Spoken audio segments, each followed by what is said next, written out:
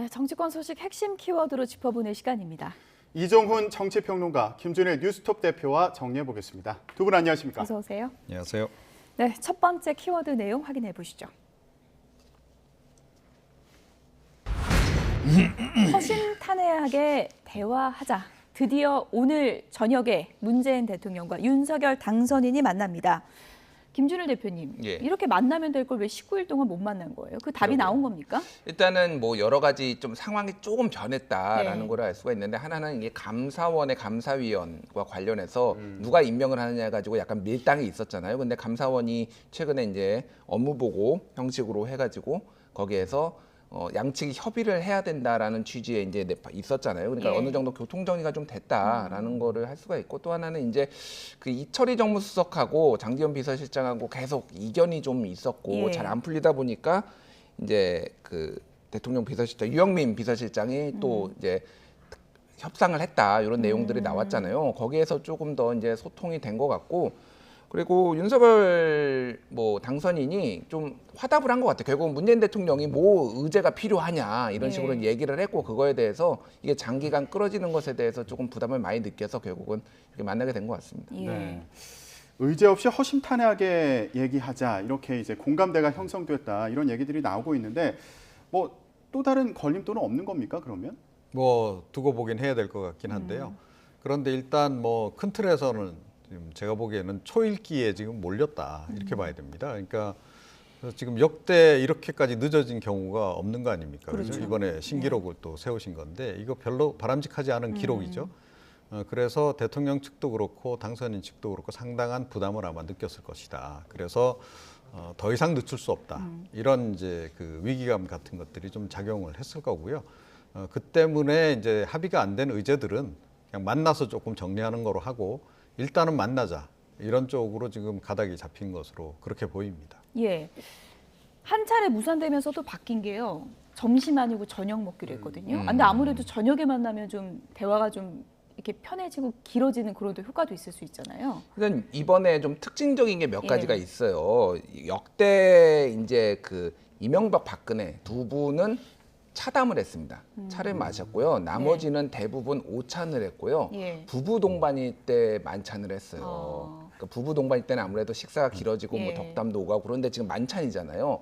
근데 약주 한 잔 하자 뭐 요런 얘기도 오갔다라는 거죠. 그러니까 최대한 분위기를 부드럽게 예. 하겠다라는 거가 하나가 있고, 또 하나는 지금 비서실장이 지금 배석을 하잖아요. 예. 비서실장이 언제 배석을 했냐면은 노무현, 이명박 두 분이 때 문재인 비서실장하고 임태희 비서실장이 그때 배석을 했었거든요. 이게 뭐냐면은 정권 교체기잖아요. 예. 정권 교체기니까 그러니까 편하기는 해도, 편안하게 하자고 해도 아젠다들이 분명히 충돌하는 게 있을 거고, 이게 말이 좀 달라지거나 괜히 해석의 여지가 있을 수 있으니까 명확하게 배석자가 있어서 그거를 기록하고 서로 조율을 해가지고 발표하겠다, 이런 거예요. 그러니까 그때랑 굉장히 비슷하다는 거죠. 또 하나는 상춘제에서 지금 만나거든요. 예. 상춘제가 원래는 외빈을 접견하는 데고요. 원래 예. 이 대통령이 오찬이나 만찬을 할 때는 보통 관저에서 하거나, 만찬은 관저, 아니면 예. 오찬 같은 경우에는 본관 2층에서 했어요. 예. 백악실이라고 예. 부르는. 근데 상춘제에서 했다라는 거는 이게 비공식 접견을 하거나 외빈을 부를 때 여기서 해요. 그러니까 여기는 이것도 좀 약간의 의미가 있는 거죠. 그러니까 예. 이게 본관에서 하지 않거나 관저에서 하지 않는다라는 거. 그러니까 이거를 조금 여러 의미로 좀 해석을 할 수가 있는데, 쉽게 얘기를 하면은 굉장히 격의 없이 하고는 싶으나 논의할 게 많다, 우리가. 또 비공식적으로 또 해야 될 얘기도 있다. 뭐 이런 식으로 좀 이 장소나 이런 뭐 형식에서 그런 거를 읽을 수가 있는 거예요. 예. 그러면 지금 양측의 비서실장들이 동석을 한다는 게 이제 협의할 게 많다, 이런 의미라고 해석을 해주셨는데, 그럼 오늘 만남 이후에 뭐 합의문 같은 게 발표될 수도 있을까요? 합의문까지는 아니더라도 그러니까 일단은 배석자가 들어가는 이유는 역시 방점은 기록입니다. 기록. 예. 그러니까 이제 이 회동 뒤에 다른 얘기를 서로 할 수가 있잖아요. 그동안 우리 많이 봤지 않습니까? 예, 뭐 여야 영수회담 이러고 하고 나서도 각자 해석이 다르고 뭐 이런 식으로 특히 이번 같은 경우에는 좀 갈등이 없었던 바가 아니기 때문에 분명히 해둬야 될 것들은 기록으로 남겨서 양측이 확실하게 그렇게 하겠다라는 그런 이제 의지가 좀 담겨 있는 것으로 일단 그렇게 읽히고요. 그런데 이걸 뭐 합의문까지 과연 내놓을지는 잘 모르겠어요. 그냥 뭐 전반적으로 양쪽에서 브리핑하는 정도. 그리고 이제 구체적인 합의 내용 같은 거는 아마 당분간은 그냥 감추려들 가능성이 높을 겁니다. 그렇게 이제 좀 숨겨둔 상태로 좀 남겨놓는 그런 방식을 취할 가능성이 좀 크지 않나 이렇게 생각을 합니다. 근데 그러고 보니까요. 지금 장제원 비서실장하고 계속 실무 협상 오랜 기간 해온 게 이철희 수석인데 예. 정작 오늘 이철희 수석은 또 빠지는 거예요? 그러니까 뭐 어쨌든 이거를 성사시킨 게 유영민, 장제원이라고 이제 알려져 있으니까. 선수 그리고 교체가 된 건가요, 일종의? 그 선수 교체라고 청와대에서는 얘기하지 않았고요. 예. 그러니까 같이 진행이 됐다라고 보시면 될 것 같고, 사실은 이제 격을 굳이 따지자면은 비서실장과 비서실장이 배석하는 게 맞죠. 그러니까 그러니까 격을 더 높였다고 표현할 수 있는 뭐 건가요? 그렇게 예. 볼 수도 있는 거고, 어쨌든 원활하게 이게 좀 대화가 되는 파트너끼리 이제 왔다, 이렇게 좀 봐야 될 것 같습니다. 네. 그러면 이렇게 비서실장이 배석한 상태에서 회동을 하고요. 문재인 대통령과 윤석열 당선인이 단독으로 만날 시간도 있을지 이것도 궁금하거든요. 그럴 가능성이 크지 않나 이렇게 생각합니다. 그래서 상춘제를 택했을 가능성도 없잖아 있다. 요즘 뭐 날씨가 많이 좀 풀리지 않았습니까? 예. 그러니까 저녁 식사하고 간단히 그 상춘제를 거닐면서 두 분이 그 과거에 김정은 위원장하고 예. 그 문재인 대통령의 도보다리 회동 예. 굉장히 기억나시죠?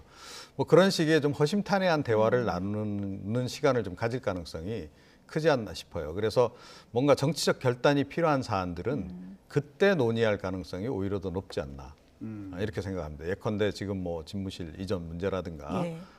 지금 정치적으로 굉장히 민감할 뿐만 아니라 좀 여야가 좀 극한 대치하고 있는 그런 사안들이 좀 있잖아요. 그런 것들은 차라리 그런 기회에 좀 해결을 할 가능성이 좀 크지 않나 이렇게 생각합니다. 아무래도 이제 뭐 19일 동안 우여곡절이 많았기 때문에 처음에는 다소 좀 어색한 분위기일 수 있는데 약주도 좀 하고 식사도 하고 대화도 나누다가 문재인 대통령과 윤석열 당선인이 따로 만나서 이제 분위기가 무르익으면 윤 당선인이 제일 먼저 무슨 얘기할까요?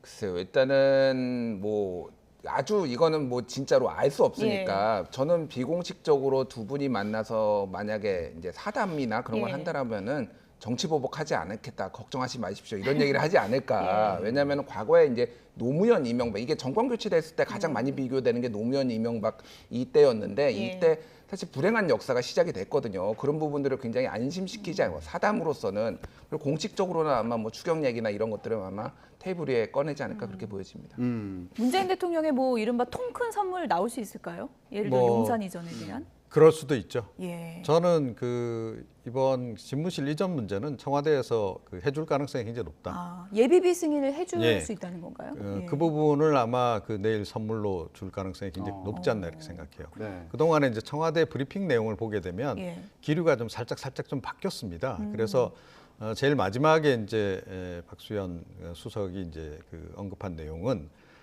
기본적으로 이전에 반대하지 않는다. 그리고 이 예비비 통과는 필요하면 임시국무회의를 열어서 할 수도 있다. 이거거든요. 이건 해주겠다는 얘기입니다, 사실은. 그래서 아마 이제 이런 그 제안을 오히려 좀 문재인 대통령 측에서 먼저 할 수도 있다라고 저는 보고요. 그에 대해서 이제 윤석열 당선인도 뭔가 이제 화답을 하는 방식으로 이제 이야기가 진행될 가능성이 좀 크지 않나 싶어요. 그래서 이 부분도 사실은 뭐 두 분이 그 독대 형태로 좀 이야기를 나누긴 하겠으나 사전에 어느 정도는 좀 조율이 돼 있는 상태다. 그렇게 봐야 하지 않을까 싶습니다. 네. 용산 이전 문제 같은 경우는 지금 약간 분위기가 이전과 달라지는 것 같다 이렇게 설명을 해주셨는데 뭐 계제가 있었습니까 그 사이에? 일단은 그 뭐 박수현 수석이 하루하루가 약간 이제 오전 오후가 다르고 뭐 이런 예. 시기가 있었잖아요. 근데 방금 말씀하셨듯이 반대하지 않는다라는 게 하나가 있었고, 하나는 안보 공백이었습니다. 그러니까 정확하게 얘기하면 이전하는 거는 문제가 아닌데 안보 공백인데, 이거에 대해서 지금 어느 정도 합의점이 이루어지지 않았나. 이를테면 5월 10일에 용산에 들어가기는 지금 거의 물리적으로 좀 많이 힘들어진 상황이거든요. 이제 예비비가 신청이 되고 하더라도 국방부 장관이 2달 걸린다고 얘기했습니다. 이전하는데. 그러면은 어쨌든 윤석열 당선인도 안보 공백은 만들지 않고 통이동해서 하더라도 뭐 본인이 의지도 밝히셨으니까, 그러면은 그런 식으로 이제 명분을 만들어주는 거죠. 안보 공백을 만들지 않겠다. 그러면 우리도 예비비를 신청해주겠다. 이런 식으로 조금 될 가능성이 매우 높다, 이렇게 봐야 될 것 같습니다. 예. 용산 이전 문제도 사전에 좀 조율이 어느 정도는 윤곽에 나왔을 거다라고 이제 전망을 해주셨는데 이명박 전 대통령 사면 문제도 그럴까요? 그 부분도 아마 그 이야기는 이루어졌을 가능성이 좀 굉장히 높다라고 좀 봐요. 예. 그러니까 왜냐하면 제일 처음에 그 지금 당선인 측에서 이야기한 게 그 MB 사면 얘기를 먼저 꺼냈단 말이에요. 우리가 만나게 되면 꼭 그 얘기를 할 거다. 그런 상태이기 때문에 이거를 이야기를 안 하고 넘어갈 수는 좀 없는 상황이 아니겠는가. 그런데 이거를 정말로 이제 그 정식 협상 테이블에 올려서 놓고 이야기를 할 거냐, 아니면 이제 그 독대하는 자리에서 좀 약간 스쳐 지나가듯이 좀 고려해 주시는 게 어떻겠느냐라는 정도로 이야기를 하는 게 어떨까. 예. 아마 이 부분도 상당히 양쪽에 이제 실강이가 꽤 있었지 않았을까 싶은데, 정식으로 이렇게 그 약간 그 공식적인 그런 비서실장 대동한 그 자리에서 이야기하기보다는 예. 이 얘기 역시 굉장히 정치적 결단을 필요로 하는 사안이잖아요. 그래서 이 얘기 역시 두 분이 뭐 산책을 하면서 얘기 나눌 가능성이 조금 더 높다, 이렇게 생각을 합니다. 네. 이명박 전 대통령 사면이랑 김경수 전 지사 사면 문제가 같이 논의되는 거 아니냐, 이런 예상들이 많았는데 말씀하신 것처럼 단독 회동을 하게 되면 그 자리에서 얘기가 나올 수도 있어 보이고요. 근데 문재인 대통령이 굉장히 고심이 많으실 거예요, 이 부분은. 왜냐하면은 그렇게 같이 묶으면은 뭔가 딜을 한 것처럼 계속 비춰질 수가 있거든요. 그런 부분들이 굉장히 부담이 있어서 저는 아직 반반이다라고 봅니다. 이명박 대통령 사면을 굳이 문재인 대통령이 해야 되는. 왜냐하면 일단은 지방선거가 하나가 있고요. 그건 뭐 당청이 다르긴 하지만은 지금 여론이 안 좋아요. 그러니까 대체적으로 보면 한 절반 이상, 국민의 절반 이상은 반대하고 있습니다. 이명박 대통령 사면에 대해서. 그거를 굳이 지금 해야 되는, 이게 핵심 요소냐에 대해서는 사실 윤석열 당선인이 정말로 이명박 대통령 사면 뭐 되면 좋지만 그게 국정 아젠다의 첫 번째로 놓을 정도로 이게 그런 거는 아닌 것 같아요. 그거는 시기를 뭐 뒤에 보고 8.15 때 할 수도 있는 거잖아요, 본인이. 그러니까 예. 그런 부분들은 조금 가능성을 반반으로 봐야 될 것 같습니다, 저는. 예. 일단 뭐 문재인 정부의 검찰총장으로 임명했던 윤석열 당선인이 지금 당선인의 신분이 돼서 문재인 대통령과 청와대에서 만나는 건데, 말씀하신 것처럼 상춘제에서 만찬을 하고 또 산책을 한다면 그 역시 또 역사적인 장면이 될 것 같고요. 무엇보다 이제 기대가 되는 건 두 분이 함께 국민 통합 메시지를 내줄 것인가, 이 부분이거든요. 사실은 그 부분에 있어서는 반드시 좀 내줘야 한다라고 저는 예. 생각을 해요. 그러니까 그동안 또 뭐 갈등이 없었으면 모르겠는데, 갈등이 있는 바람에 사실 국민들이 굉장히 좀 약간 불안해하고 있잖아요. 이게 정권 교체해서 이거 인수인계 제대로 안 되는 거 아닌가? 예. 그래서 뭔가 이렇게 국정 공백이 생겨서 특히 뭐 안보 관련한 부분이라든가 또 경제 관련한 그 위기라든가 이런 것들이 초래되지 않을까 하는 그런 이제 우려가 없잖아 있단 말이에요. 그래서 그 부분에 대해서는 어찌됐건 두 분이 오늘 어떤 형태로든 좀 불식을 시켜줘야 한다. 그거는 대통령과 당선인의 책무다라고 저는 생각을 해요. 오히려 아마 그 무게감 두 분 다 느끼고 있을 거다라고 생각합니다. 그래서 일단은 그 뭔가 대외적으로 오늘 회동 이후에 어떤 합의문 아니라 하더라도 예. 회동 관련한 발언이 나온다면 역시 협치, 뭐 통합 이런 부분에 방점이 찍힌 메시지가 나올 가능성이 굉장히 크다. 이렇게 좀 생각을 하고요. 예. 이게 단순히 좀 메시지로만 그치지 말고 정말로 오늘 그 회동을 통해서 임기 초반에 어찌됐건 새 정부 임기 초반에 그 협치 구조가 좀 만들어질 수 있는 네. 그런 어떤 역사적인 계기를 좀 만들어내신다면 두 분 다 승자가 될 거다. 예. 저는 그렇게 생각을 합니다. 만찬이 길어지면 좋은 신호인 거죠. 뭐 그렇게 봐야 되겠죠. 아무래도. 네. 근데 실제로 최근에 여야 그 상황을 보면 대통령으로 이제 윤석열 당선인이 취임을 한 이후에 여야 협치가 제대로 이루어질까, 이거에 대해서 좀 우려하시는 분들도 많아 보이거든요. 예. 그게 아마 저는 조금 약간 비관적으로 봅니다, 솔직히. 왜 그러냐면 이게 선거가 있어서 그래요. 예. 이게 지금 각자 좀 대립각을 세우는 게 도움이 된다, 이렇게 판단을 당에서, 물론 이제 민주가 청와대, 문재인 청와대는 다를 수가 있고 물러나시는 분이니까 협치의 모습이 좋지만 당에서 실질적으로 들어가다 보면은 당장 여성가족부문 정부 조직법 개편이라든지 뭐 기타 등등 이런 것들에 각을 세우는 게 훨씬 더 유리하다, 이렇게 판단할 거예요. 그래서 물론 어떻게 해서든 되기는 하겠지만 그 과정까지는 조금 더 치열하게 각을 세우지 않을까, 그렇게 보여집니다. 네. 이제 지방선거가 한 2달 정도 남은 거잖아요. 그러니까요. 그러다 보니까 정당 간에는 경쟁이 더 치열해질 것으로 보이는데, 민주당에서는요, 이런 얘기도 나왔습니다. 다음 키워드 보여주시죠.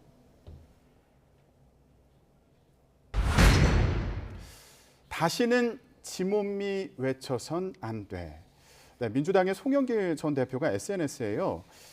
이런 글을 올린 겁니다. 다시는 지켜주지 못해서 미안해 이렇게 얘기해서는 안 된다. 예, 지금 어떤 상황에서 이런 발언이 나온 건가요? 네, 조금 전에 뭐 이제 그 정치 보복 관련한 얘기도 오늘 나오지 않겠냐 뭐 이제 그런 얘기를 좀 하시긴 했는데요. 그러니까 지금 뭐 이 얘기 핵심은 그거죠. 그러니까 문재인 대통령 같은 경우에는 퇴임 이후에 노무현 전 대통령과 같은 그런 불행한 일을 겪지 않도록 우리가 하자. 이제 그런 이제 얘기가 되겠고, 이건 뒤집어서 얘기하면 사실은 이제 그 윤 당선인이나 국민의힘 쪽을 향한 그런 메시지이기도 하다라고 저는 생각을 해요. 그러니까 정치 보복하지 말라. 이제 이런 얘기를 지금 이제 하고 있는 그런 그 상황이 아닌가. 일단은 그렇게 전 해석을 하고 싶습니다. 예. 일단 뭐 오세훈의 대항마가 누가 있을까? 민주당에서 이제 이런저런 얘기가 있었는데 지금 이 상황에서는 송영길밖에 없다. 지금 뭐 이런 얘기들이 많이 나오고 있는 것 같아요. 이른바 뭐 송풍을 기대하는 목소리가 많은 것 같은데 어떻게 보십니까? 일단 죄송합니다. 그거가 실현이 될지는 좀 봐야 될 것 같아요. 왜냐하면은 이제 당 대표까지 하시고 전국구 이제 스타가 되셨지만은 그 전에까지는 모든 활동은 인천에서만 하셨거든요.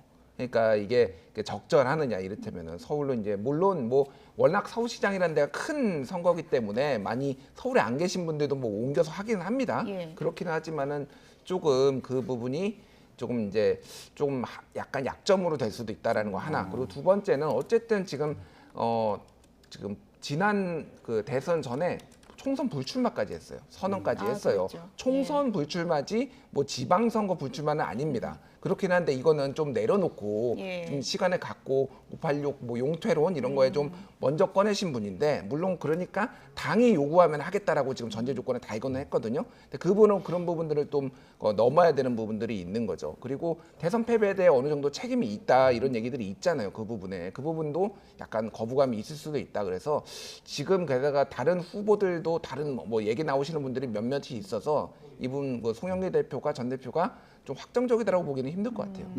근데 지금 당내 분위기를 보면요. 그래픽을 좀 보여주실래요?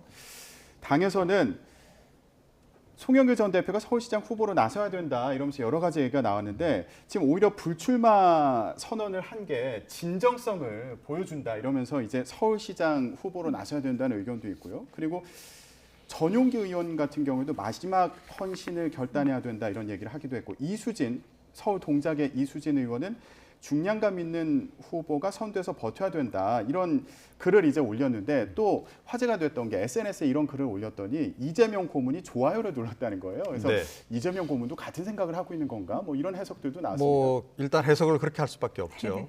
그런데 이게 과연 그 필승 카드인지 잘 모르겠어요.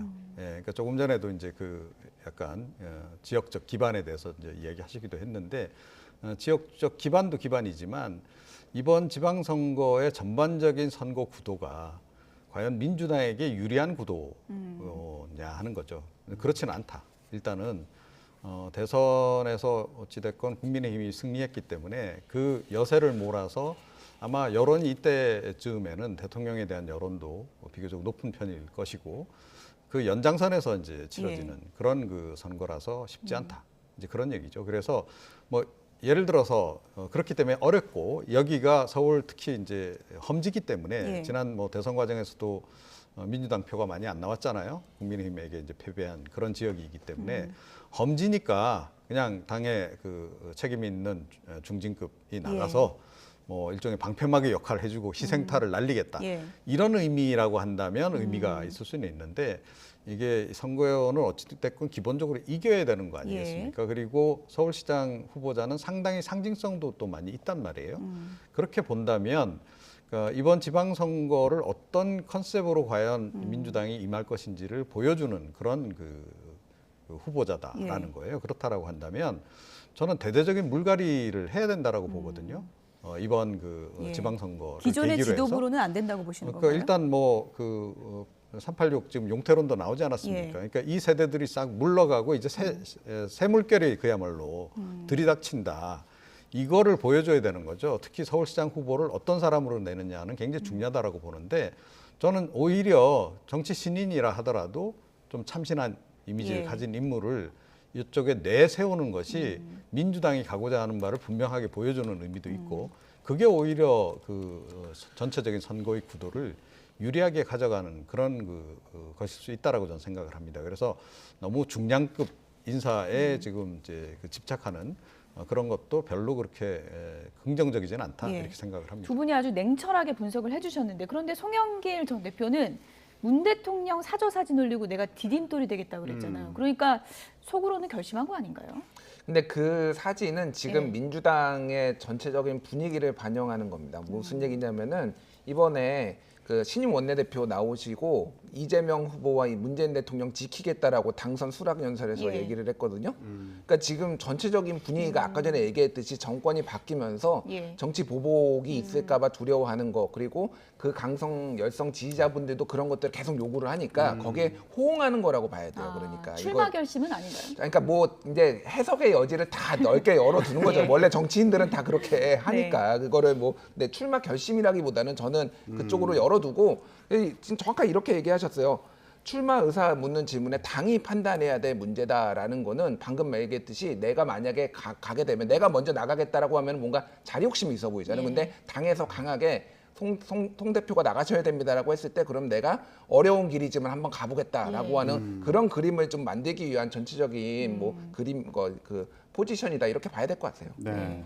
송영길 대표는 무슨 생각을 하고 있을지 직접 물어봤으면 좋겠는데 예, 참 궁금합니다.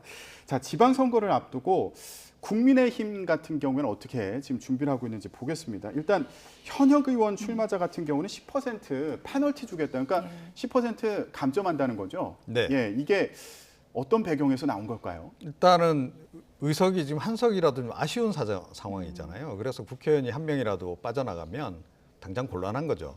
그런 부분이 일단 하나 있고 그 다음에 이제 뭐 사실은 이제 이것도 자리라면 자리를 할 수 있는 건데 너무 좋은 자리들을 자꾸 이렇게 하려고 이미 자리 가지고 계신 분들이 더 탐하지 마라 그런 의미도 좀 담겨 있는 겁니다. 그러니까 이게 아무래도 이제 그 약간 기득권 그런 이미지하고 좀 연결이 좀 되잖아요. 좋은 자리는 다 차지하려고 하는 그런 이제 부분들 때문에 약간 이제 페널티를 두겠다 뭐 이런 부분도 있고 또 이준석 대표 체제가 상징하는 바가 있잖아요.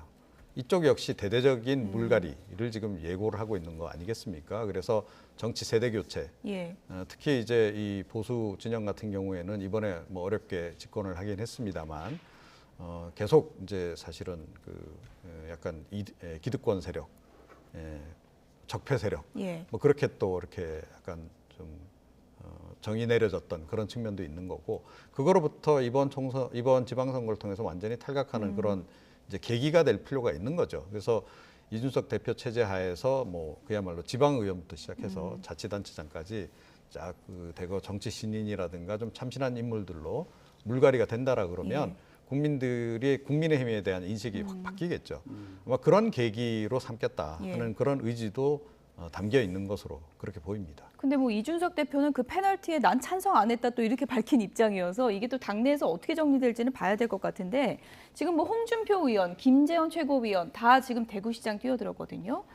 이번에 이제 박근혜 전 대통령이 사저로 돌아가면서 이른바 이 얘기 또 나옵니다. 박심이 선거에 어떤 영향을 줄 것인가 이 부분인데 유영하 변호사가 출마할 것이다. 뭐 이런 얘기가 또 나오더라고요. 아직 뭐 공식적으로 예. 결정된 바는 없다라고 얘기를 하는데 이사는 갔다 그래요? 이사는 갔는데 이게 이제 진짜 박근혜 대통령의 뜻인지 아니면은 본인이 조금 그거를 이용해서 하려고 하는 건지는 잘 모르겠습니다. 근데 일단 지금 박근혜 대통령이 이제 사저 정치를 할 수도 있다 뭐 이런 얘기들이 나오잖아요. 그렇게 본다라면은 사실은 유영하 변호사가 출마를 하는 게 굉장히 큰 리스크죠. 무슨 얘기냐면은 만약에 유영하 변호사가 나왔는데 표가 너무 덜 나와요.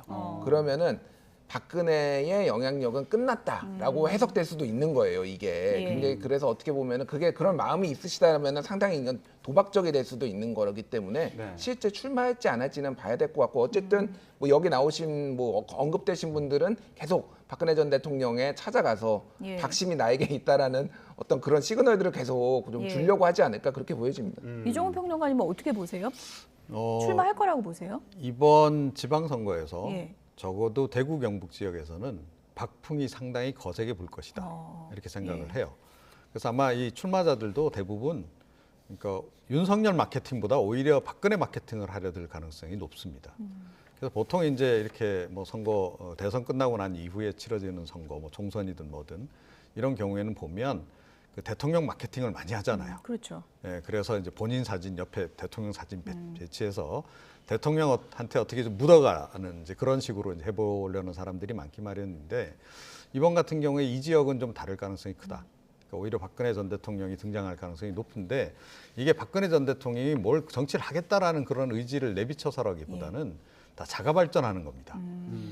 예, 박근혜 전 대통령의 그 영향력을 활용해서 본인 정치를 하려고 하는 사람들이 이제 대거 등장할 가능성이 높고 저는 뭐 유영하 변호사 같은 경우에도 뭐 그럴 개연성이 좀 높은 그런 그 상황인데 그렇다고 해서 이게 그러면 무시할 변수냐 아닐 수 있다 이렇게 생각을 합니다. 네, 저희가 지금 계속 박근혜 전 대통령이 대구로 내려가던 날 네. 그 화면을 보여드리고 있는데 이날 또 화제가 됐던 게요. 그러니까. 소주병이 날아들었는데 이걸 막은 여성 경호원이 있었거든요. 예, 근데 국내는 물론이고 중국에서도 화제가 되고 있다고 그러더라고요. 예, 저도 뭐 그거 언론 보도로 봐가지고 제가 직접 중국의 네티즌들의 반응을 보지는 못해서 언론 보도로만 봤는데 어우, 저 예, 앞쪽으로 바로 굉장히 날아갔어요. 위험한 상황이었고 굉장히 저 단호하게 좀 대처를 한 것이 굉장히 좀 화제가 된 것 같아요. 그래서 사실은 저런 일은 절대 있어서는 안 되는데 저 부분은 몸에 던져서 막는 저런 부분들이 조금 많이 어필을 한 것 같습니다. 예, 굉장히 뭐 침착하고 단호한 대응이 상당히 이제 화제를 모았고 저 영상이 워낙에 화제를 모으다 보니까 경호원의 또 외모까지도 또 이제 화제를 모았다는 얘기가 들려오고 있는데요. 지금 뭐 사저가 일종의 뭐 관광지가 돼가고 있다 이런 얘기까지 들리면서 상당히 많은 사람들이 사저 앞을 찾는 것으로 알려지고 있는데 앞으로 안전 문제도 좀 각별히 유의를 해야 될 것 같다는 생각이 듭니다.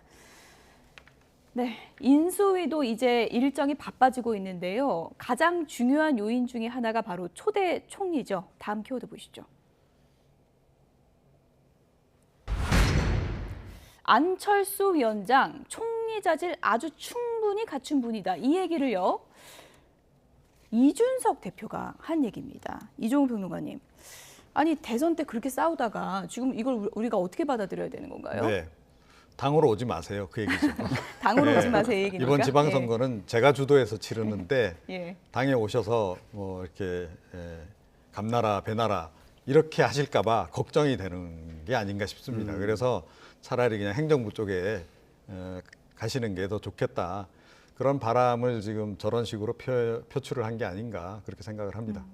당권 경쟁을 벌이게 될지 아니면 초대 총리로 가게 될지 이거 참 궁금한 상황인데 일단 그 국무총리 후보군에는 여러 인물이 하마평에 오르고 있는 상황이죠. 일단은 굉장히 이제 뭐 7, 8배수까지 했다가 점점점 줄여나가는 과정을 지금 거쳐야 되니까 많은 분들이 얘기 나오고 있어요. 지금 뭐 언론 보도를 보면은 예를 들면 뭐 반기문 전 유엔 사무총장 뭐 이름까지 나올 정도고 뭐 이를테면은 한덕수 전 총리나 뭐 권영세 의원 얘기도 있고 뭐 김기현 원내대표 뭐 얘기도 예. 있어요. 그렇게 굉장히 넓은 많은 분들이 이제 있는 건데 지금 중요한 거는 안철수 지금 인수위원장이 어떤 마음을 가지고 있느냐인데 지금 언론 보도가 되게 엇갈리는데 당 쪽에 어떤 데서는 당 쪽에 좀 더 관심이 있다라고 했다가 또 어떤 데서는 당 쪽에서 또 총리 쪽으로 선회했다 뭐 이런 예. 것들이 있어요. 이게 저는 안철수 위원장의 생각이기도 하지만 주변에 있는 분들이 조금 언론 플레이를 하는 것 같기도 하다. 본인들이 유리하게 좀 얘기를 예. 해서 당으로 오기 막는 분들은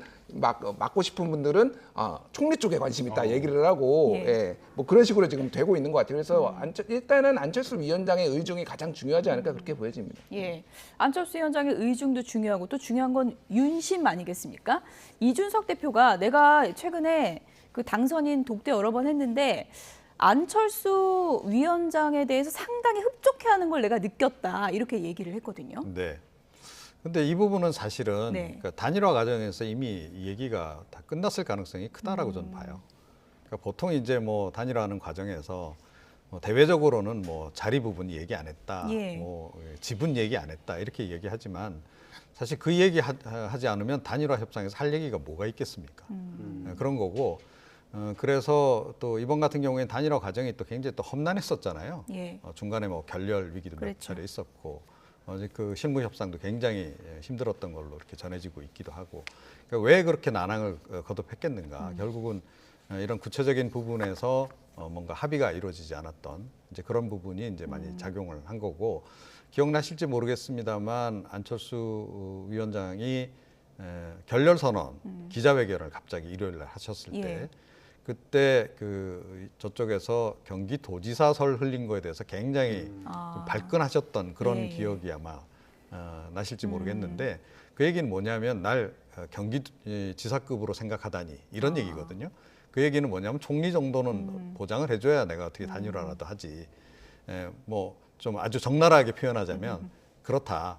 그래서 이 부분은 그때 이미 대충은 좀 가닥이 잡혀 있을 가능성이 좀 총리 크지 직행으로 않나. 보시는 거군요. 예, 지금. 그래서 그 예. 가능성이 좀 높지 않나 생각하고 예. 실제로 그 카드가 지금 뭐 여소야대 상황에서 야당의 어떤 있을 수 있는 그런 반대, 공세 이런 거를 좀 피해갈 수 있는 그런 길일 수도 있다라고 네. 저는 생각을 합니다. 어쨌든 뭐 4월 초쯤에는 윤곽이 드러난다고 하니까 좀 기다려 보도록 하겠습니다. 이정훈 정치평론가, 김준일 뉴스톱 대표 두 분이었습니다. 고맙습니다.